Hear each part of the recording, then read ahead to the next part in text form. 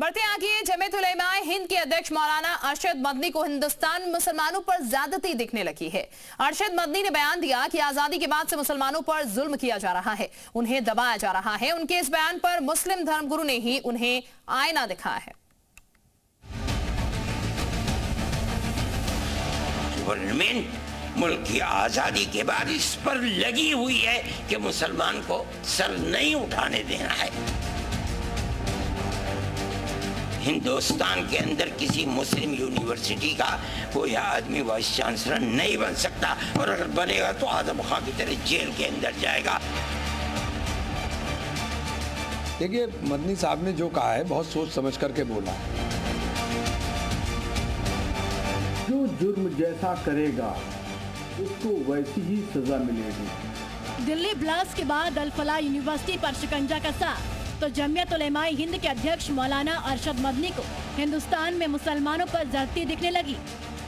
ज्यादती इतनी कि बयां करते करते वो सियासी धारा में बह गई। कह दिया कि हिंदुस्तान में मुसलमानों को दबा रखने की कोशिश शुरू से की जा रही है।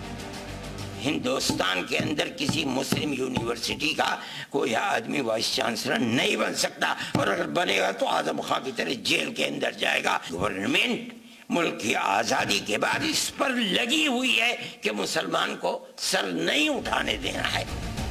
अरशद मदनी ने मुसलमानों पर जुल्म की बात करते करते समाजवादी पार्टी के नेता आजम खान का उदाहरण दिया तो कांग्रेस सांसद इमरान मसूद उनके समर्थन में आ गए। तो वहीं ऑल इंडिया मुस्लिम जमात के अध्यक्ष शहाबुद्दीन बरेलवी ने कह दिया कि जो जुर्म करेगा उसे कानून जरूर सजा देगा। इसमें हिंदू मुसलमान जैसी बातें क्यों?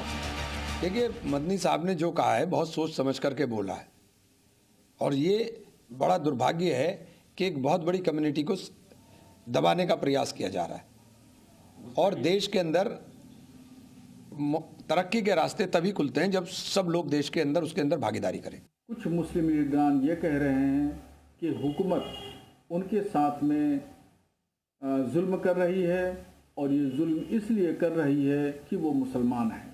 इसमें हुकूमत का कोई लेना देना नहीं है। जो जुर्म जैसा करेगा उसको वैसी ही सजा मिलेगी। दिल्ली में ब्लास्ट के बाद जितने भी कनेक्शन सामने आ रहे हैं उसे लेकर मुस्लिम धर्म गुरु और मौलाना आरोपियों को सजा देने की मांग तो नहीं कर रहे, लेकिन उनके नाम पर लोगों को भड़काने का काम मदनी जैसे लोग जरूर कर रहे हैं। ब्यूरो रिपोर्ट, जी मीडिया।